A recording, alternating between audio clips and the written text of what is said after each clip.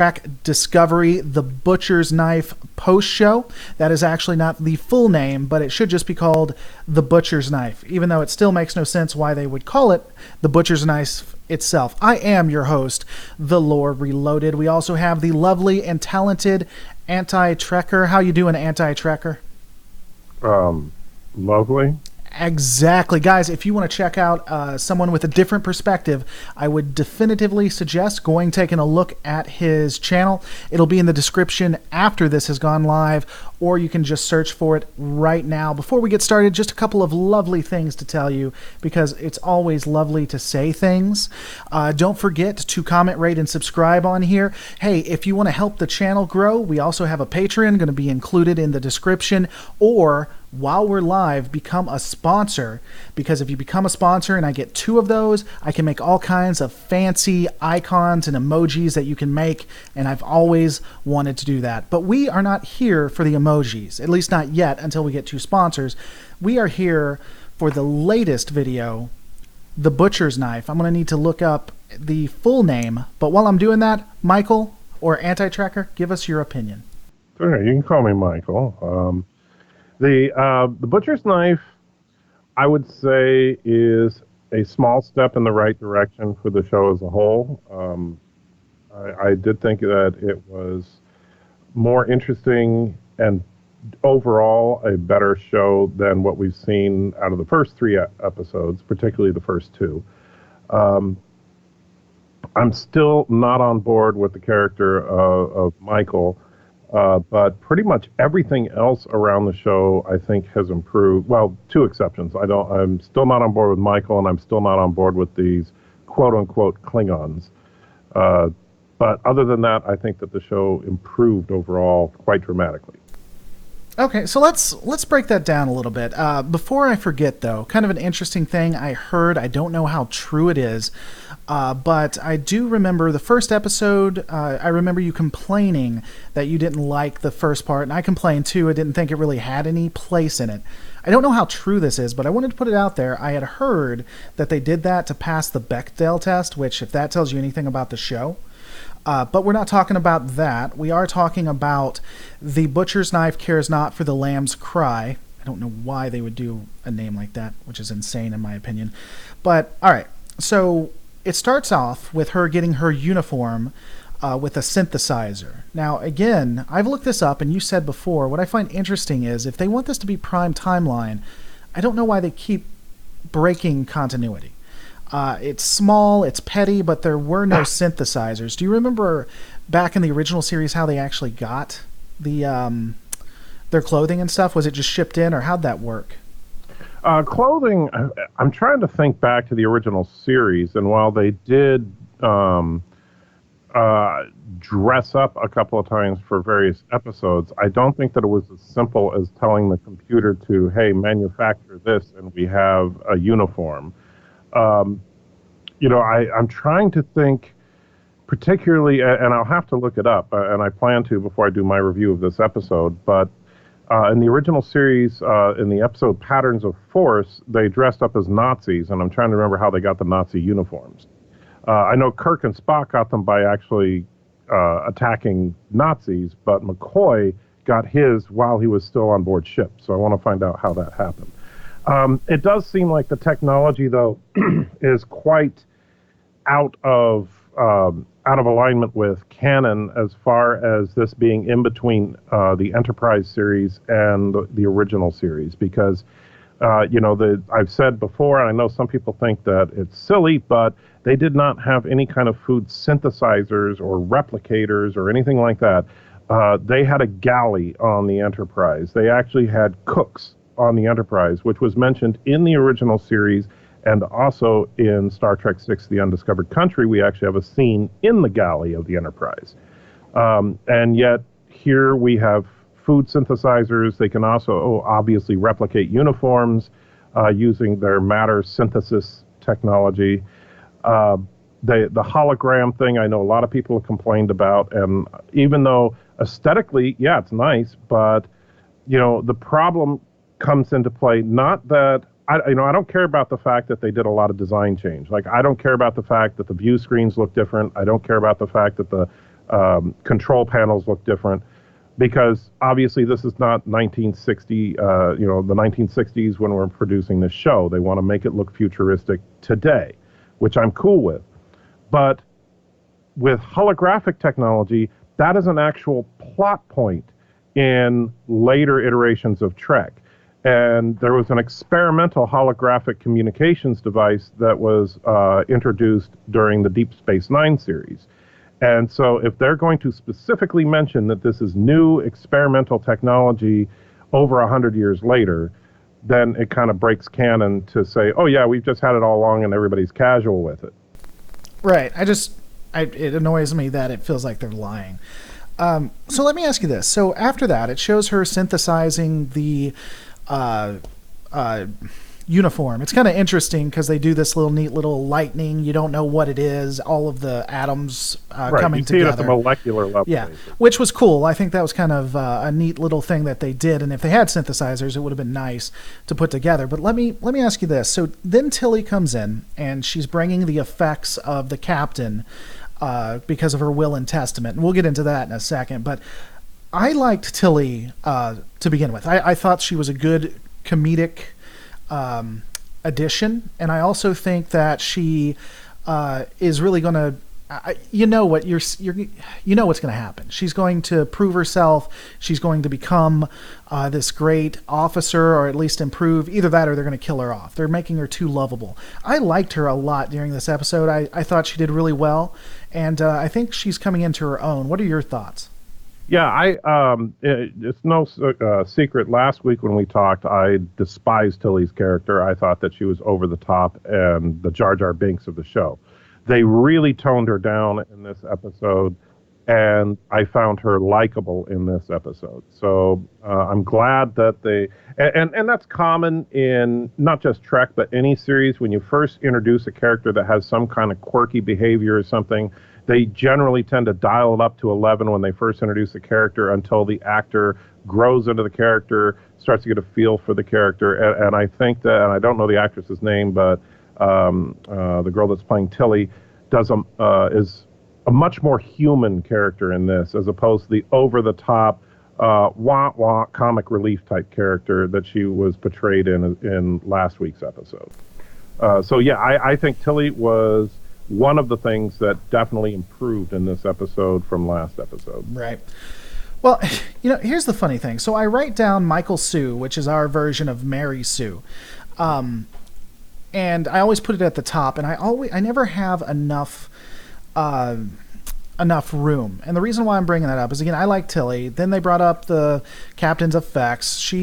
You don't know what it is. It's a package to begin with. She puts her hand on it and it says, all right, so this is the captain's last will and testament or whatever. And she obviously throws that under and she doesn't want anything to do with it. And then they go to the next scene. And that was like the 4-minute mark. They already bring up her being a Michael or Mary Sue. So I'm going to list off all the things that made her Mary Sue in this episode so we can get that out of the way. And you tell me your thoughts on it. So, Michael Sue, all of the things. First off, the captain that she betrayed and was a mutineer leaves her things. She's she's an anthropologist, the most awesome anthropologist that knows quantum mechanics. She's a knower of most all aliens. She figures out aliens before anyone else can. She's the alien whisperer. She's always right, and she's a hero to the ship by the end of the episode. Did I miss anything? What's going on, Mason? Well, here's the thing, and this is kind of interesting because last week they kind of had this. What's the name of the engineering character? I'm trying to remember. The guy that doesn't like the Lieutenant. I like to commit mutiny every time I talk. I don't know. I'll look up his name. Yeah. Keep talking. Anyway, in last week's episode, he and Michael had a conversation about physics and biology, and he was basically schooling her on the idea that physics and biology are two separate disciplines. He says, no, at the quantum level, they're one and the same. Now, in this episode, she is the best biologist on the ship and the best physicist on the ship. And so it totally flies in the face of that conversation, which was one of the more interesting moments in last week's episode. So, I think that one of the problems here is that I know the writers obviously want to make her an utterly awesome character in every way. She has to, since she is the focus of the show, they want to make her at least appear to be heroic in everything she does. But the problem is that if this continues, it's gonna get to the point that by the end of the first season, she is literally gonna be an expert at everything. And that doesn't make for an interesting character. An interesting character, you might be an expert at something, or even a couple of things, but you're not going to be an expert at everything. Like, it would be silly, and of course we saw this in the later Next Generation films. It's silly to make Captain Picard an expert at hand-to-hand combat, right? Because Captain Picard is the intellectual, he's the diplomat, he's studied in intellectual disciplines like archaeology and stuff like that. To make him more like Captain Kirk, where he's going to go out and beat the crap out of people, that's not a well-rounded character. Right. Lieutenant Stamets is his name, by the way. Thank you. Yeah, Stamets. Well, that's Springtime, by the way. Shout out Springtime. I didn't remember it. So. And at the same time, it would be silly to have Captain Kirk be an intellectual, and that's something that's come up in the original series, where Captain Kirk would be talking to a politician, and he would flat out say, "Hey, I'm a soldier, not a diplomat.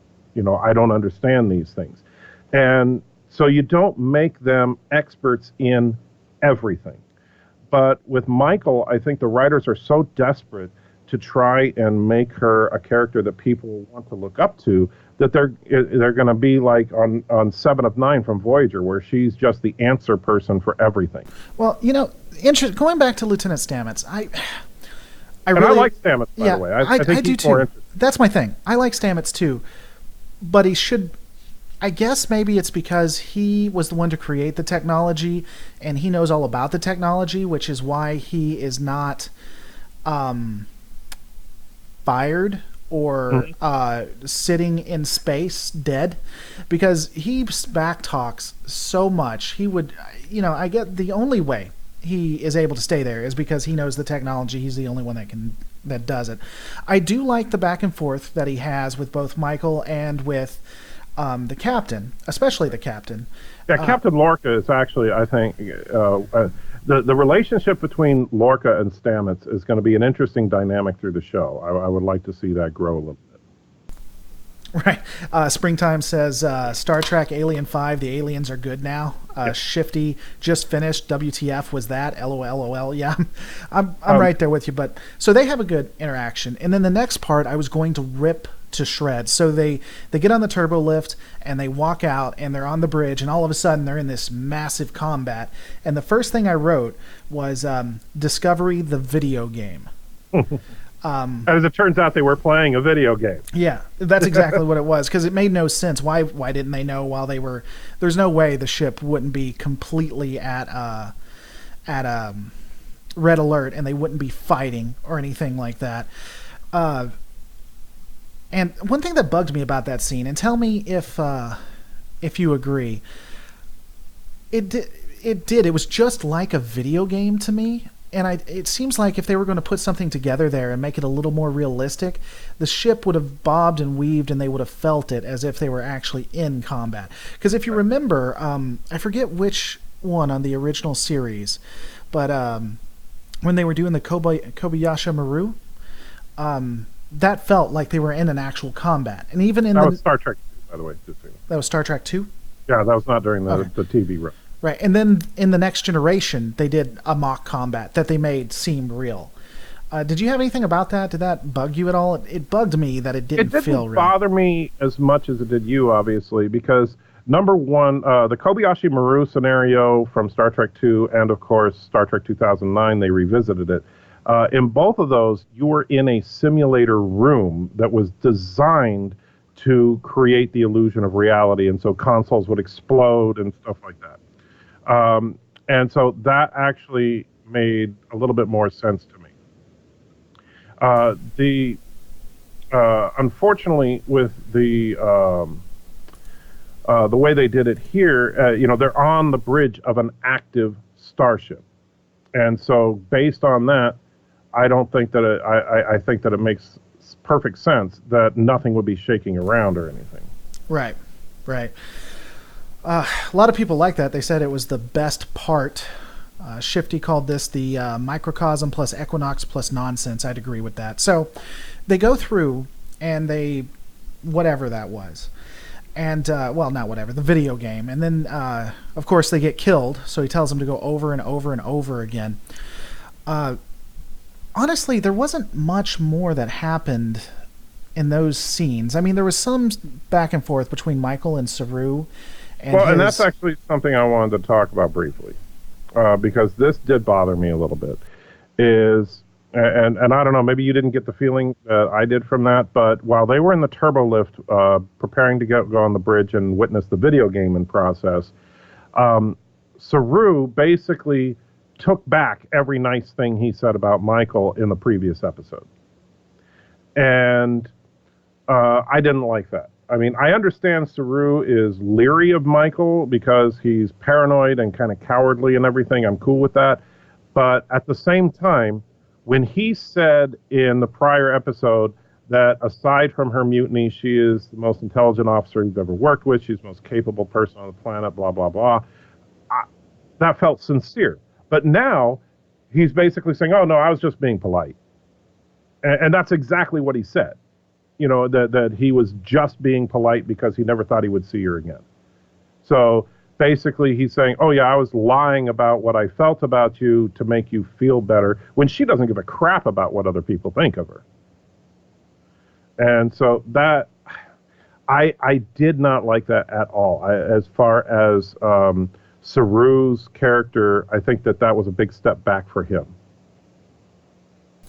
Yeah, I did make him seem kind of cowardly, in my opinion. Well, he is cowardly, but I'm just saying, but I didn't see him as dishonest before. I don't know. Maybe he was saying that because he's angry, though. I don't know. Maybe there's more to it.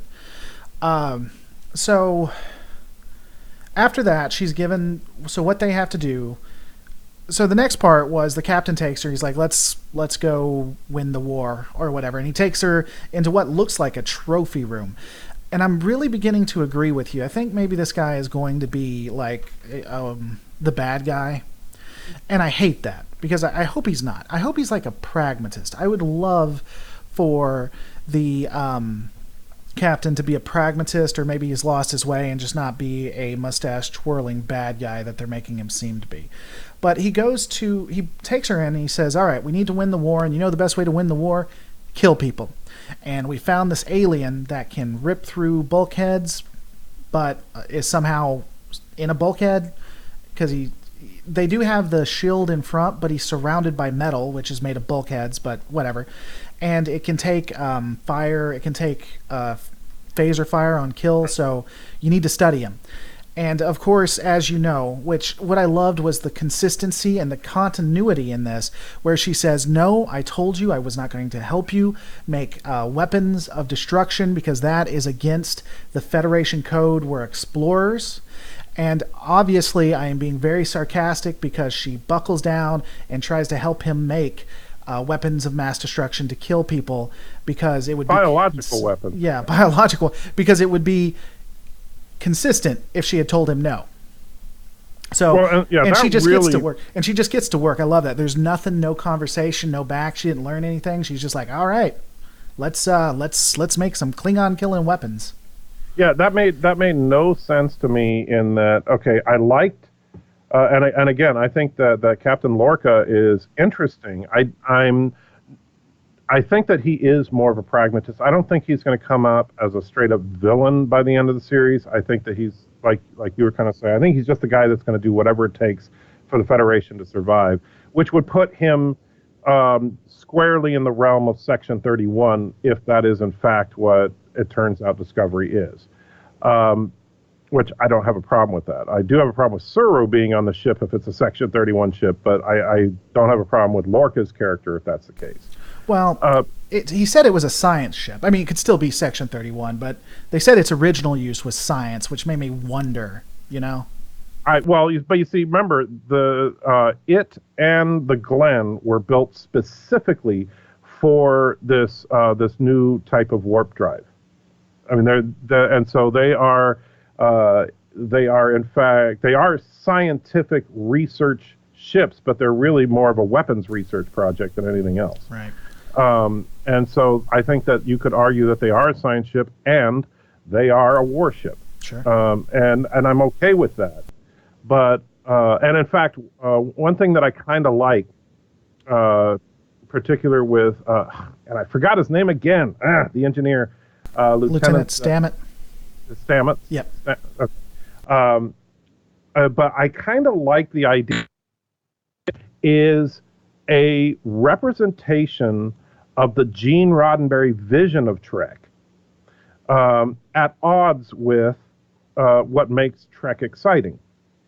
And so I think that's kind of an interesting dynamic to throw into the show, is that he really does represent what a lot of Roddenberry purists think Trek is supposed to be. That we're just supposed to be all singing Kumbaya and loving each other and exploring and the scientific wonder, blah, blah, blah, blah, blah. However, the funny thing is that every Star Trek that people regard as among the best of the entire franchise are the ones that go away from that. Universally, the best Trek movie is considered Star Trek II, and a lot of people argue Star Trek VI is either tied with II or a close second. And those are the two most militaristic Trek films of all of them. Right. The Borg is considered the coolest Trek villain, and they are the villain that always ends up in combat because you can't negotiate with them. Sure. Well, exactly. And I don't mean to interrupt you. I'm sorry. No, that's okay. But real quick, what up, Doug34? Shifty brought up something good, though. And we're going to get to that, guys. We're going through the episode piece by piece by piece, so just relax, just breathe. We're going to get it all out. But he brings up a good point. The idea that the Glen wouldn't tell the Discovery about the purpose of the alien is ridiculous. It's like they were competing separately and not sharing critical info. Yeah. Especially considering that the chief engineer aboard the Glen and the chief engineer of the Discovery were lovers. Right. The fact that they didn't share any of that information, even though they, Stamos, Lieutenant Stamets. Stamets. I got to write that down. This is gonna drive me crazy. Stamets specifically knew that they had stores of spores because they didn't grow their own. I mean, they knew the details of what they were doing. And yet he didn't know that they had a giant alien on the ship that was actually their navigator. Well, by the way, Springtime just brought something funny. So now Starfleet is Weyland Utani. I think that's. I actually said that. I said that to my wife after watching last week's episode. That Statmos, not Statmos, Lorca. Yeah. Should be his last name should be Weyland, because we got to keep the alien and weaponize it, which is exactly what Weyland Yutani was trying to do in the Alien franchise. So go ahead. No, I'm sorry. Here's what I want people to do. I want you to go back and listen to the Alien. I swear to you, they used the alien from Aliens. They used its sound effect. No, they used its sound effect. They absolutely did. I'm telling you. By the way, Mason says it's from Rick and Morty. I've never seen that. Have you seen Rick and Morty? I have not. Oh, okay. He says it's like a Rick and Morty episode. But I swear to you, it does. He does. You can call me crazy, but he did. Well, and here's this is a problem too. Is that, of course, the next thing that happens after, and the reason I was so upset about Michael going along with developing these weapons is not that it's not practical or anything like that. It's the fact that she lectured Captain Lorca in the last episode about how she stands on Federation ideals and was not going to help him develop weapons based on these spores. And then the reason he convinced her to stay on the ship was that the spores were not to develop a weapon. It was to develop a new form of warp drive. Well, so the only reason she's there is because she refused to work on a weapon, but she would help develop propulsion. And then the first thing he has her do is, hey, see that giant beast that I have locked in there? I want you to figure out a way to weaponize it. Oh, sure, okay. And here's the thing. Let's just be real. It's the right thing to do. It's the right... It's not very Starfleet, but creating weapons from an animal can kill Klingons is the right thing to do. It's not very Starfleet, but it is the right thing to do. So then from there, so they're going to start researching this alien. Of course, Michael has some reservations, even though she was all for it at the beginning. Her only reservation was that she didn't think the alien was naturally hostile. Right. Which, of course, she's right about. Of course she is, because she's Michael Sue. Even though there is absolutely zero evidence that this alien is not hostile. It shredded 5 Klingons that we know of. It shredded at least, 2 crew members from the Discovery when they were on the Glen. And, of course, our wonderful scene of, hey, I got an idea. Let's throw some anesthetic gas in there and let it out. Right. That's what Springtime just said. Yeah. Or no, I'm sorry, Doug 34 said, we barely escaped from the creature and phasers have no effect. Let's release it. So here's my thing, and then we're going to keep with the episode. But so this thing doesn't like light. One of the things I would do is have 2 huge spotlights pointed directly into it, so that if at any point the energy field goes down, those things instantly come up. I mean, if it doesn't like light, I would flood the entire place. It would be like a JJ verse in that entire. It'd be like all of JJ verse when it comes to the lens flares in that one tiny room. They wouldn't have retinas. If that thing got out.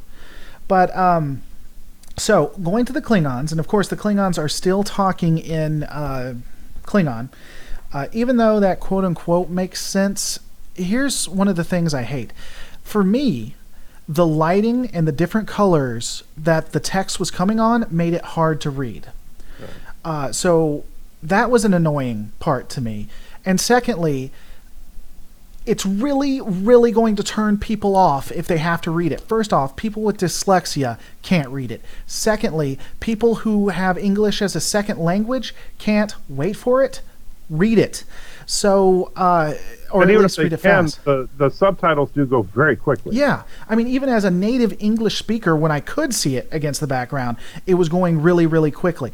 I get what they're trying to do, but you should just have them speak English. Now, that being said, it did feel like the Klingons had a little more depth. Now, the situation they're in, we're going to talk about, doesn't make much sense to me, but the personal interactions felt more. It felt like they were making it more of they were adding dynamics to the Klingons. Did you get that? Because I really felt they were at least building upon the Klingons at this point.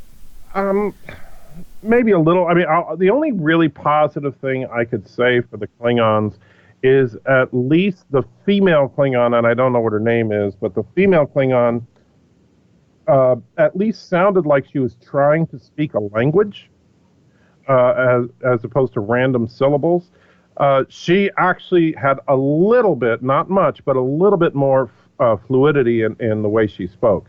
And this is something that's been bugging me from the very first shot the first shot of the Klingons, at least in the first episode, is I think about what at the time was the choppiest performance of Klingon, which was Christopher Plummer as General Chang from Star Trek VI. His pronunciation of Klingon was a little more choppy than everybody else. But if you listen to him say "Paksha Takve," it sounds like he's actually saying something. But when you listen to these guys, it's and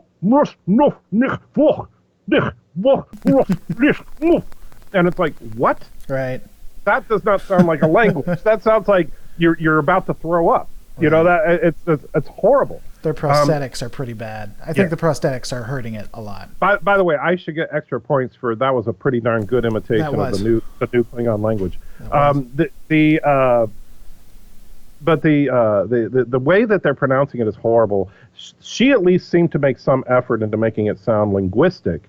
But the Klingons are still, I mean, they're nothing like Klingons. That's my big problem, is that the Klingons, of all the alien races in Trek, there are 2 that are really well developed, and that's the Vulcans and the Klingons. And if you're going to incorporate the Klingons as your main bads for the series, then you should at least be consistent with the way the Klingons have been established to be, that they're driven by honor, they're driven by duty.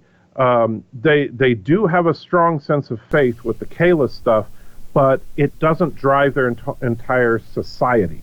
And I know that early on they were saying, oh, well, this is an ultra-religious sect of Klingons, except that in the first 2 episodes, they had representatives from all 24 houses, and 23 of them were on board. And so you can't tell me, so apparently that would be like if we had, the Westboro Baptist Church, came out and started preaching stuff, and every major denomination in the United States, except maybe the Methodists, decided that they were on board, and then they say, oh no, they're just a fringe group. Right. Oh man. So. And thank you, Doug. Yeah, I think Discovery they should cast me as a Klingon now, since I can obviously pronounce it just as well as any of them. You won't need any of the prosthetics either. It'll be just awesome. So let me put something out there, and you're probably going to get mad about this, but something that I liked, that I think they did well. I think they had subtlety with the Klingons in some instances. Now, hear me out. Yeah, I'm trying to think of what was subtle about the Klingons. So, yeah, before they explain what's going on, they talk about, well, they've almost got the ship completely put back together. Some of that doesn't make sense. Like you said, how did they put the neck back together?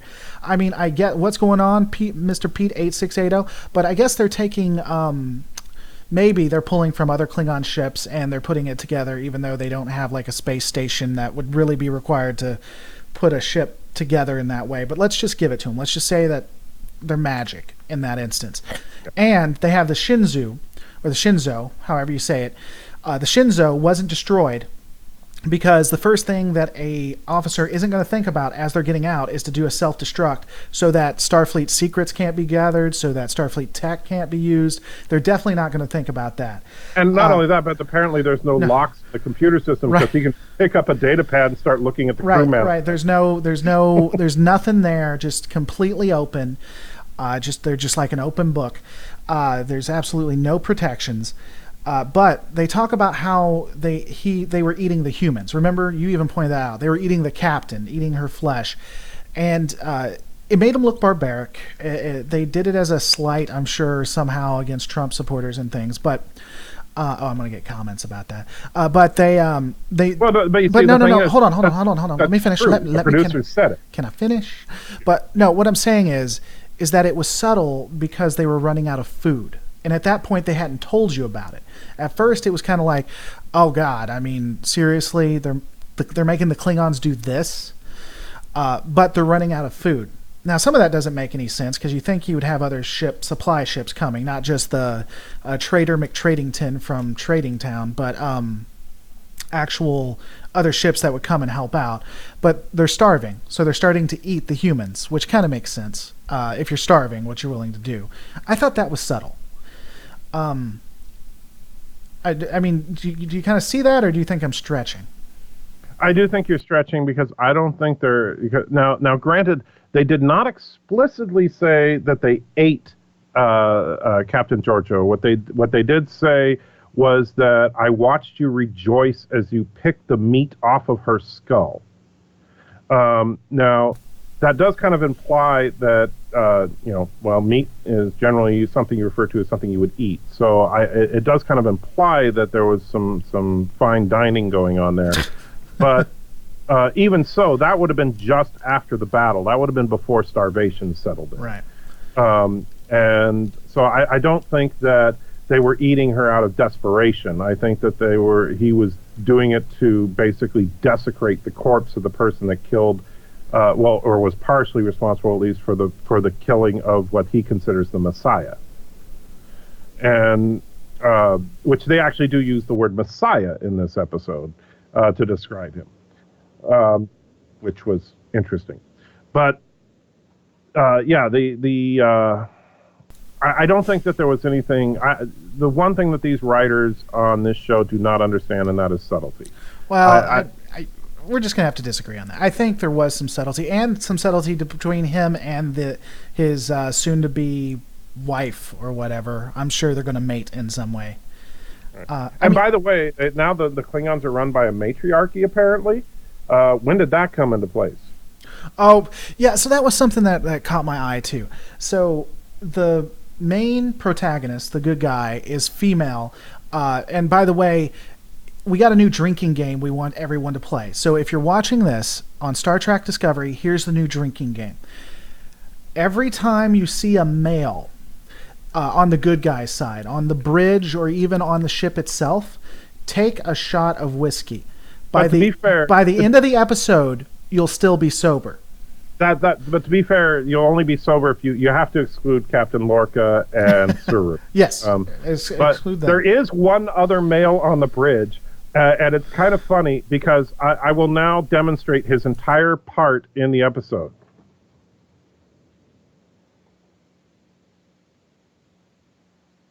Yeah, that's pretty much it. He sits in the back and looks. Right. And the funny thing is that they cut to him giving the same look like 3 times. So there's 3 shots for your drinking game. I think that a good drinking game would just be anytime you see a male character and they don't have any relevance whatsoever, take a drink. So Mr. Pete 8680 brings up a good point too, and then we'll get back to the actual conversation of the female Klingon. But he says these Klingons are hypocrites. They didn't give Georgiou a warrior's burial. She died on her, and that's a good point. She did, even if you don't like what she did, she did die like a warrior, and she deserved a warrior's. Well, death. and that's just one more thing about this show where I say they don't understand, which is funny because this is a Trek show, but they don't understand Trek. The Klingons are a very well developed culture. And one thing about the Klingons that they truly respect is a foe that dies honorably, and a foe that fights to the end. Right. And in fact, and this is again, even though I'm not the biggest Next Gen fan in the world, that's something that really came into a major point in history with one of the best episodes, in my opinion, of TNG, which is Yesterday's Enterprise, when the reason that the Klingons and the Federation even made peace was because the Federation was willing to fight to the death to protect the Klingons against the Romulans. And they went down fighting, which is something the Klingons see as the ultimate honorable thing to do.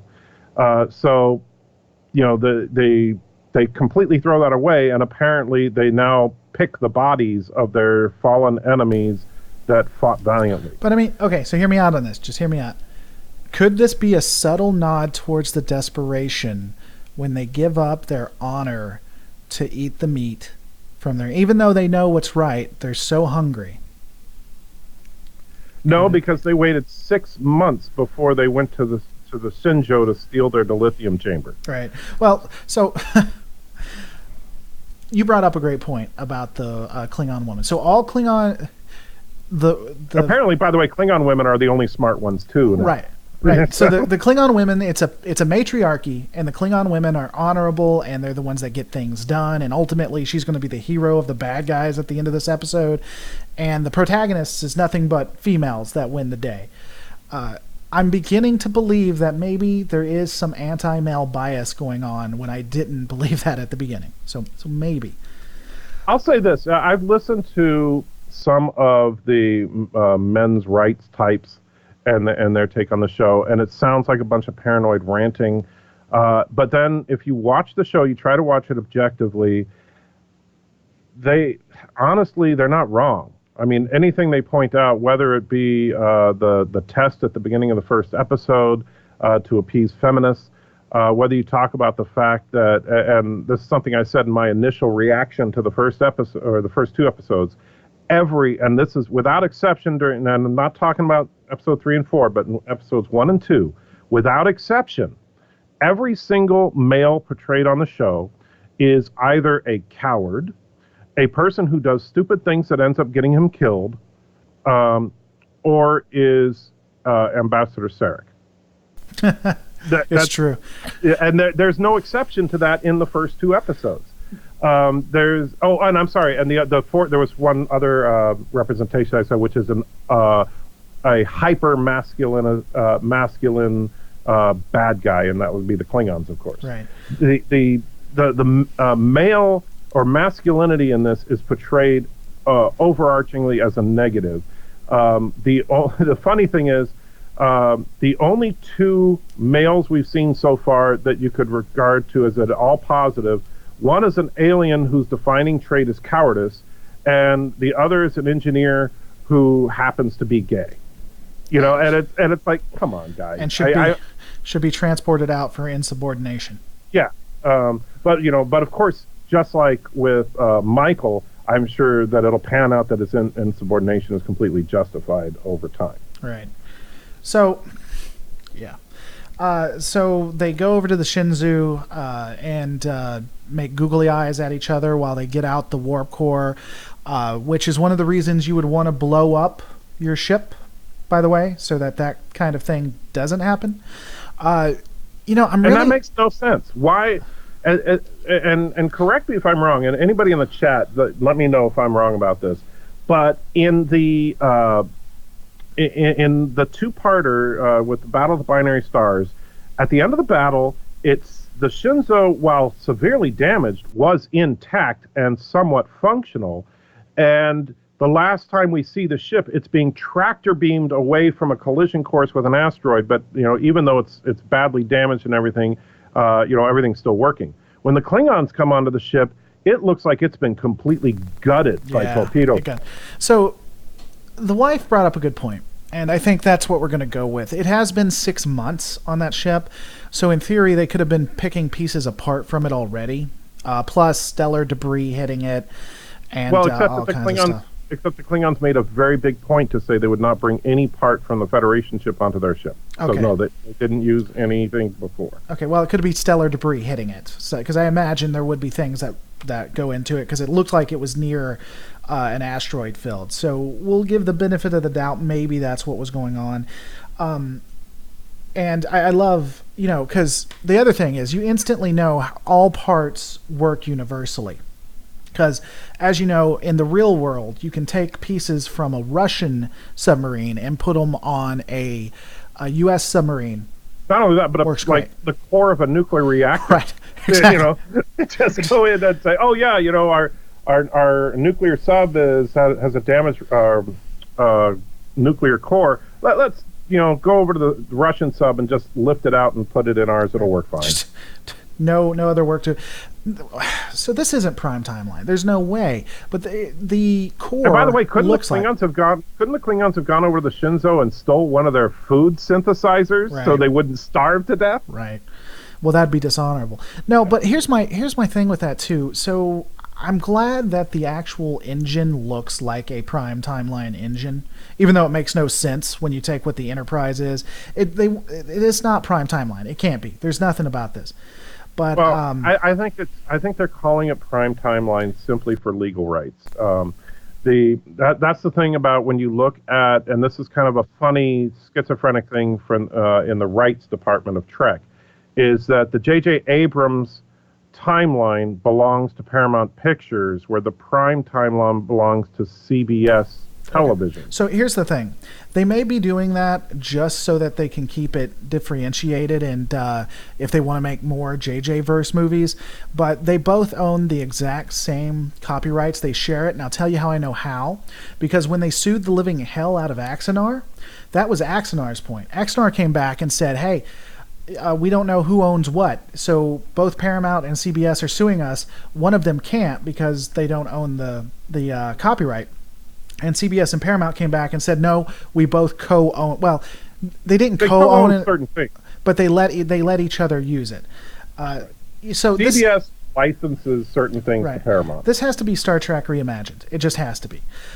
So continuing on, I love the security guard, and I hate that she's dead now. I thought one of the funniest things in it. What a pointless death. Hold on. One of the funniest things in it I loved was amazing how I don't like Vulcan proverbs or something like that. When Michael was trying to be all like, this whatever Vulcan Jesus or whoever she pretends like she is, and she just throws it in her face. And then you're right, she has the most useless death possible, and that's what I'm saying. Why didn't they have spotlights on it? And now I don't know about you, but when she got killed, and I hope you guys have all seen this by now, but close your eyes for a moment and picture when she was killed. Now, right next to that, picture when the Hulk was throwing Loki around in the first Avengers film. Exact same shot. It's just that it was a big beetle monster that did it instead of the Hulk. And it looks so horrible on a television budget compared to the Avengers. But it was. I mean, it's like, oh well, I guess my contract's up, so lower the force field so it can kill me now. That's what it felt like. I mean, I guess my contract's up. Yeah. So let's get me killed in the most useless way possible. Yeah, because I really did think that they could have built an interesting relationship with her and Michael because of the fact that she did not take Michael's crap. And not only that, but she called her on her crap. And everybody else was just worshiping Michael's feet. But she was like, yeah, shut the hell up. That was her attitude about it. But then no, her contract's up, so now the beetle monster is going to eat her or something. She was like Saru, except, honorable and having a spine. So then the next scene is talking about, so all of a sudden, the heart of the Federation when it comes to dilithium, that does 40% is from under one place. Yeah, from one place is under attack. And we're going to get into that a little bit more later. But okay, so it's under attack. I guess Janus 5 just doesn't. Well, here's the funny thing is Janus 5, which is a mining facility from the original series where a lot of the lithium comes from, wasn't mentioned here. But in the last episode, we saw Janus 5 when she was teleporting around the universe. So I just thought that was kind of funny. Right. So anyway, 40%. So I did like that interaction between the captain and the admiral because he's eating, and the admiral comes up and she's like, "Did I disturb you?" And he's just being himself, which I like. So it's under attack, and so she's like, "Is it ready?" And he of course lies and says, "Absolutely, we're gonna be there in 10 minutes. Just wait for it." And obviously it's not ready or done. And I like that interaction with the engineer. That was the funniest part for me. He's like, "Well, while I was on the Glen, there was." This is going to be a bad paraphrasing, but he was like, there was dead Klingons all around me. I was being attacked by a super monster, and it was a very stressful time for me, but I think I would have noticed a supercomputer, which I didn't. So I thought that was just an awesome. I like him. I hope. And by the way, notice our first admiral who survives an episode is, of course, a woman. Well, of course. Why wouldn't she be? Yeah. There's no other reason. Male admirals die. Yeah, exactly. So they go back to the Klingons, and they at least explain one. Well, they don't explain, but they bring it back into continuity by saying, we need your ship. Your ship is the only one that has a cloaking device. Now, they haven't explained where that cloaking device has come from. One thing that caught me, though, is if this ship has a cloaking device, and it's the only cloaking device within the Empire, why aren't the 24 houses protecting the living hell out of it? Right. Because that is... and why do they abandon it at the end of the battle? Yeah, it's apparently a perfect cloak, right? Right. It's the best cloak of all of Trek. Yeah, it's not just any cloak. It's a perfect cloak that can't be detected at any point. Even when it's ramming your ship. Right. But they're just like, well, it'll be fine. No one's going to come and take that, especially since Federation isn't there and it's a weekend apart. Nobody's going to take care of that. But at least they explain. They say, hey, it's the only cloak we got. So, and then he brings over red-striped alien traitor McTradington. And where did this Klingon come from? Do you know where that Klingon came from by chance? Oh, Kratos the Klingon? Yeah. Kratos was in the first two episodes. He was one of the 24. Okay. I did notice him among the group. This is the first time we saw him in the flesh and not as a hologram. Got it. Okay. So, but that means that he was at the battle, left, and then 6 months later comes back. Right. It was like, oh, by the way, I'll bring you some food. Okay, so then it switches back to the Discovery, and so now they're going to test out the ship. They're going to use the jump drive, which can apparently do warp 10, even though that's impossible in the Prime timeline, because you'll literally be everywhere at once. But they're going to do it.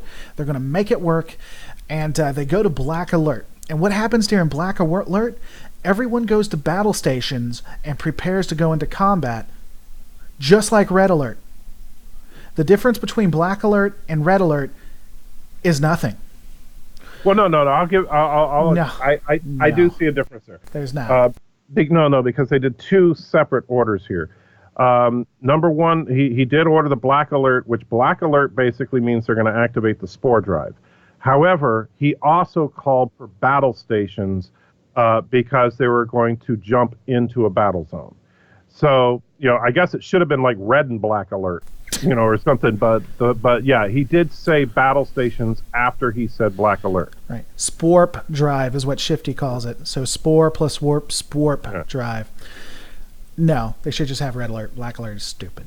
I think Black Alert is completely ridiculous. I think they just wanted to, what sounds cooler than Red Alert? Ooh, Black Alert. And it's like, whatever.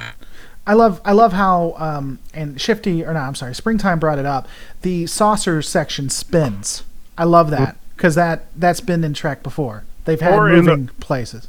In the words of Anakin Skywalker, spinning. Now that's a neat trick. Yeah, that's because that's always been a thing in Trek where saucer sections spin. Yeah, and again, a problem here is it's not the spinning; it's the lack of explanation. Right. Why? If there's a need for the ship to do that for some reason, fine, but then you should establish that before it happens. Right. Exactly. So then they try to use it and almost die by going into a sun. That was a cool shot, but I don't know, it was weird. And then so they've been getting hails from the colony or whatever, the mining place, because it's under attack. And apparently the shields can hold up for 6 hours, which is just an ungodly amount of shields, let me tell you. There was something they did that I personally didn't like. So the captain and the scientist or engineer have this huge fight because he comes in and he says it didn't work, it needs to work. The scientist says, Lieutenant Stamets, the engineer, he says, I'm not here for a war. This is all my stuff. I'm not going to help you do this. And he runs out or walks out like he's going to, like he's not going to help anymore. And that it's just done. And what did he think the captain was going to do? Say, yeah, you're right. You can go ahead and take all that. Right. Well, I wasn't surprised. First off, I love it was how he pointed out that basically Starfleet is communist, or whatever. He's like, it's now Starfleet's property. I don't believe that was probably the agreement when it first started.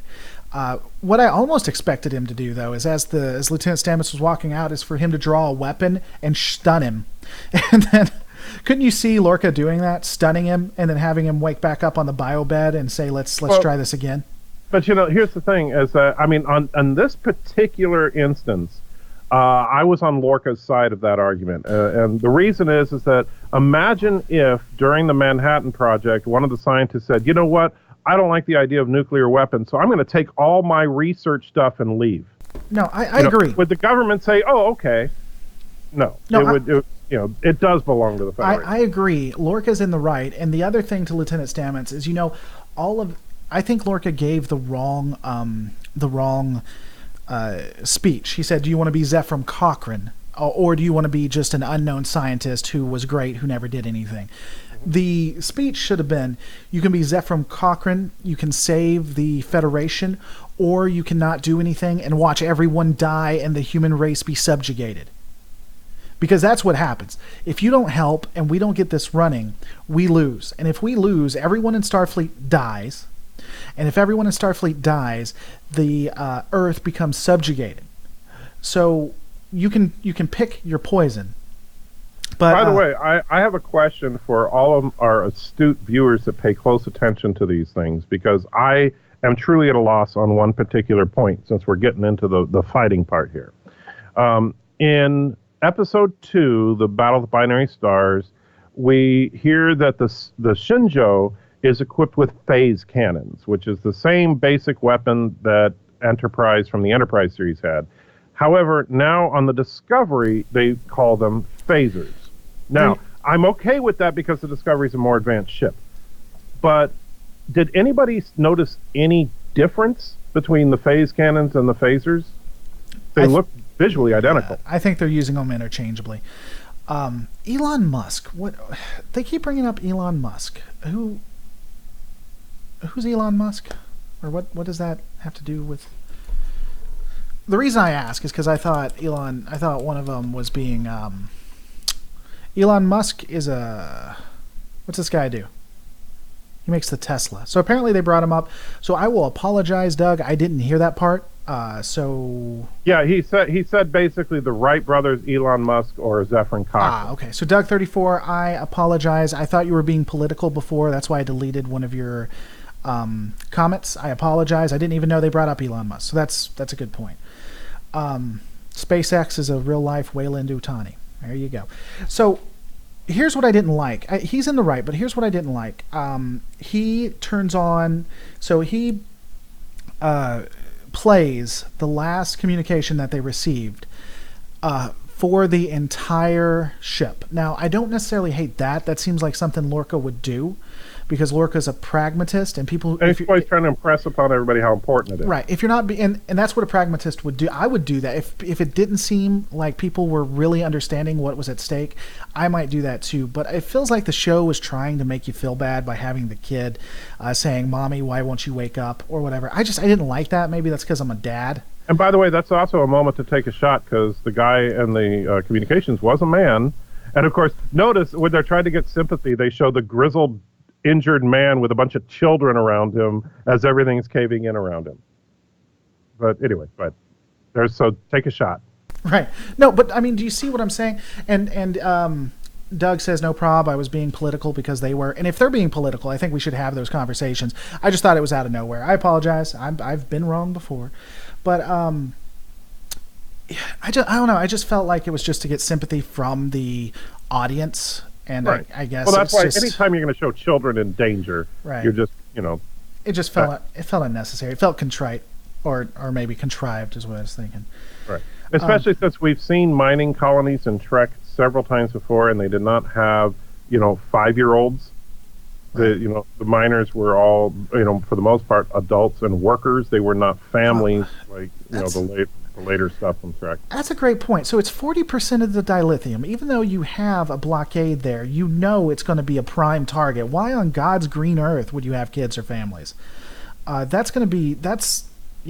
makes a good point. Why would they do that? And here's the thing. If the Federation had a blockade, I mean, what did we see? Like a half a dozen birds of prey? Not even heavy cruisers or anything? Just like... Yeah, so could they not have turned one of those ships around? Or a couple of the ships? That made no... And and by the way, the new design of the birds of prey looks stupid to me. I mean, I don't get that. Well, we'll get back to it. So then you have the alien whisperer, Michael, who all of a sudden, somehow, figures out that the alien and the spores intermix. And of course, you would never have the Glenn tell them how all this was working, of course. And so they had to figure it out on their own. I did like one part where they put the alien in the biodome or whatever it is, and he has his phaser out, and she's like, that's just gonna piss it off. And he's like, think of it as a placebo for me. Or whatever he says. I thought that was awesome. But anyway, so they hook the thing up to the nipples of the alien, and they're able to make it there. So fantastic. Right. So they get to go ahead. How did they? And this is a big problem to me. Is okay. So the alien is some kind of spacefaring creature that interacts with these spores, and it can apparently, plot a course. How did they tell the alien what course to plot? Well, he used that technology. Remember when it hooked it up to the nipples, all of a sudden the tech... So I assume maybe there's an interaction there. So through the power of nipple clamps, they can then read the alien's mind and plot a course. Is it surprising to you that they use BDSM to power the ship? On this show, no. But no, it just the tech involved doesn't make sense. If the alien is able to communicate with these spores, so these spores are somehow sentient now, apparently. Right. But the alien can communicate with these spores and navigate the universe with these spores.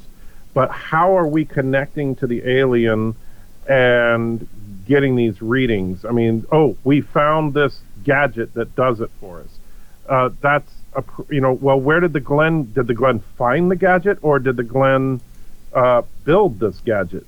And if they found it, where did they find it? And it's like, wow, that's out completely, nipple clamp ex machina, I guess. I don't get it. Springtime brings up, he's like, a family show. Yeah. Pete 8680, if you haven't seen it yet, so they hook it up to his chest, but it looks like they're hooking it up to where the nipples would be. And then when they do that, he's like, "Oh God!" He puts his paws or whatever the hell they are on the glass, and just cries out. It's like, "Oh God!" But then that also raises the question. Okay, so on the Glen, they obviously did the same procedure. That's how the Glen was managing to travel so much faster and further than the Discovery. Right. Which makes sense to a point. But then why did the giant nipple beetle go crazy and try to kill everybody on the Glen? Try to kill and successfully kill the Klingons and stuff. Well, because they said that the whole engineering section was set up like they were trying to barricade it in and keep it from going crazy. Well, what provoked it then? Because when they hooked it up, it was happy as a clam. It's like, oh, sure, hook me up to the machines. I love BDSM. Wow. But it doesn't make any sense. Why is it that it liked it on the Discovery, but went crazy and became a murder beast on the Glen? Well, it kind of, in the end, it hurt it. But yeah, I don't know. And I didn't think that it was. I thought something happened to the Glen beyond it is what it made it seem like. Like something happened to the Glen. Well, they said that it ran into a techno babble thing, right, which caused everybody to implode, basically. But still, that means that the nipple beast went crazy before that, because if everybody had imploded, they couldn't have set up the force fields and everything to try and keep it in engineering. Springtime says, Starfleet, BDSM, hope Tilly is safe. Yeah, that's the first person. We're going to find out later that Tilly is actually, really into that stuff. All right. Come on, we need to get this finished. So they get to the colony. So let me ask you this. So here's the mining station. The mining station has the shields of the gods, first off. But beyond that, they didn't put any defenses on it. They were like, you know what, this blockades going to work. We don't have to put any kind of defenses on this at all. We're going to be just fine. Which is absolutely ridiculous. And then they do a maneuver that makes no... So when they first arrive, first off, wow, they jump in. You pointed this out. They jump in and they kill 2 ships just off the bat because, as you do when arriving. Yeah, my problem with that is that, okay, so they jump in and the birds of prey are swooping in, and within a quarter of a second of them jumping in, the Discovery fires phasers and destroys 2 birds of prey. There is no combat gunner in the universe that could target the ship, get a lock on the ship, fire the shot, and all within a quarter of a second. That cannot happen. So here's beyond that, they take those 2 ships out like they're nothing. So Shifty. That's the special need. Yeah, I saw that too. So here's the funny thing, though.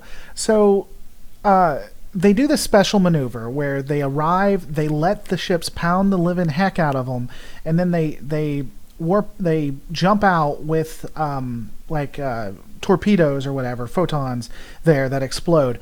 But it shows within the first couple of seconds those ships are no match for the Discovery. The Discovery, without thinking twice, destroys 2 of them. So why are they sitting there taking a beating when they can simply just use their phasers and win that way?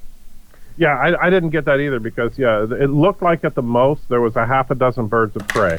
Right. They killed 2 in a matter of a couple of seconds, and their shields, with them not shooting and just sitting there being a target for them, their shields held up for about a minute while all the birds of prey were swooping in on them. Why weren't they targeting them and taking them down one at a time? And that's with them staying prone. I mean, imagine if they had actually moved around. One thing I didn't like about the shields, and this is me being a little bit nitpicky, but the way the shields always worked. They worked, seemed like they worked that way in the original series, definitely worked that way in the Next Generation, definitely worked that way in DS9, and Voyager. The shield percentage, so the shields, when they were at 100%. Pronounced shields. Whatever, shields. When they were at 100%. No, shields, not shields. Shields.